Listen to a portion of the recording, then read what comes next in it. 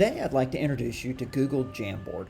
Jamboard was created by Google to use on their standalone LED touchscreens, but you can also use it in a number of different ways with the LEDs that we have and our devices here in Gaston County Schools.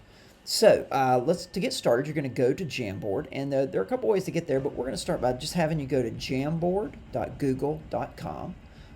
On a browser. It will take you to this screen. This shows all my jams. Yours will be empty to start with.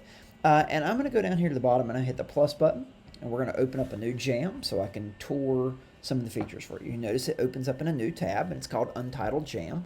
It looks in some ways like a Google Doc, right? It has the title up here, it has some share buttons and things like that. But I'm going to click on the title, and I'm going to call it whatever I want to name this. So I'm going to call it Today's Jam.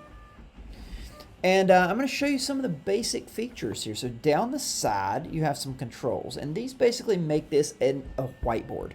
And you can either use your mouse to write on this or draw on this, or you can use your C13 Yoga Chromebook flipped around, and you can use your stylus to draw on this. So I'm going to start with the pen tool. You'll notice there are a couple different pens. There's the basic one. Okay. But you also have a marker in different colors, so get some marker there. And you've also got a highlighter. You'll notice it's a little bit transparent. And you have a paintbrush, which is nice. The next tool down is your eraser, and it will erase highlighting and pens, regular pens. The next tool is the select tool, which we'll show you in a bit. This next tool is one I really like, and these are sticky notes. So when I click the sticky note button, you see a dialog box pop up, and this is our sticky note. So you can type in the sticky note. You can decide what color you want to make it. We'll go with the traditional yellow. And when you hit save, it drops that sticky note on your jam. You can see it here. Now, it keeps the sticky note box up in case you want to write another sticky note. And you can sit here and do as many as you want. And when you're done, you hit cancel. Now, once these sticky notes are on here, you can do a couple neat things with them. And some of these tricks work for all other objects you put on your Jamboard. In the top left-hand corner, you have a button that allows you to spin. On either of the bottom corners, you can grab it and drag and increase or decrease the size. And then you have a context button up here that allows you to edit, duplicate, delete, or order. We'll talk about order in a minute, but I could duplicate it, and so now I have two of those. I could edit it if I wanted to say something else, or I could, in fact, delete it. So sticky notes are movable and pretty flexible as far as being able to use them.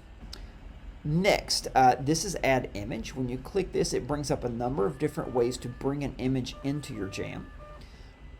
The one I particularly like is either Google Drive or Google Photos. I have some stuff in Google Photos, so I'll show you that. Google Drive will work the same way. So now I can find this picture of a rocket, double click on it, and it will drop the picture in. Notice it's also movable, and it has the same controls as we had for our sticky notes, including sizing and resizing and our context menu. Next tool down is our shape tool. Now, by default, it's on circle, and it lets you draw a circle. But it will also do, if you click the little arrow beside it, it will do squares, triangles, rectangles, half circles, rounded rectangles, and even arrows. One of the things with this is that if you hold down the Shift key while you drag it, it will lock the proportions. This is especially helpful when you're drawing circles, because y'all, if there's something that really irritates more than anything, it's when I try to drag a circle and it doesn't quite get the right size. But by holding down that Shift key, you can keep the actual original shape, or you can mess with the shape. One of the things you can also do with these shapes is fill them in. By default, they're a black outline with no fill, but if you go up here to the top, you'll notice there's a border color and a fill color. So I could change the border color of this circle to blue because it's selected, and I can change the fill color to red or another color. And so that way you can make different shapes. as with the other things, it has the context menu to allow you to duplicate it, so it's pretty easy to make a series of shapes if you want them. The next tool down is the text box, and the text box allows you to click somewhere on the screen and begin typing. All right. Now you can also change the text color there, and you can grab the edges and you can increase the text size. You also have some default preset text to change the size of it. Finally, we have my favorite tool, and that is the laser pointer. Now, it doesn't look like much as I move it around, but if I click my mouse button, it will leave a little bit of a trail, but you'll notice the trail goes away. So this is a great way to draw your students' attention to something without having to permanently write on your Jamboard frame. So those are the basic tools. I do want to show you the arranging tool. So we talked about this before. Everything on here is on a layer depending on when you put it in there. So the first thing I put in there is going to be on the bottom layer, and then everything else will be on additional layers above it. So if I stack them on top of each other, they cover one another. Now what's neat is that you can change this order if you like. So for example, if I click on this object, I want it to be behind everything else, I can say order, send to back. So that'll put it behind everything. And so now you notice it's behind any of these objects. You can also do the same thing, bring to front. So you'll notice I can move these around one layer at a time. So for example, with this circle, I'm going to say order, bring forward, and now it's on top of that one. Or I could say order, send backwards. And let's try to send it back one more layer. Let's see if it goes behind one of these. Yep, and it goes behind that circle. So that's the way you can order your things. So those are your basic tools. I'm going to show you a couple other things. You do have a function to be able to zoom in if you want. And you can also do some presets to make it fit the page or zoom in and out. And you have an undo button over here, which is very nice. You also have, just like other Google Docs, a version history that allows you to pull up what the document looked like at any particular time and restore it back to that version if you like. Now finally, we're just looking at one frame here, one page, but you can have multiple. So right here we have one of one. If I want another one, I simply click the right arrow and it makes a second frame, and so I can draw more things here. In this case, I'm going to show you the other tool, a background. I can add a background if I like. They have some built in, like this graph paper, or you can click this button and you can bring in your own images for the background. So here's a picture of Gaston County, so we'll drop that in. And so now my background would be Gaston County. You notice I can't, I don't directly move it or mark on it. It's just the background of this frame. And anything else I bring in will go on top of it. Now, once I've got several frames, I can see them.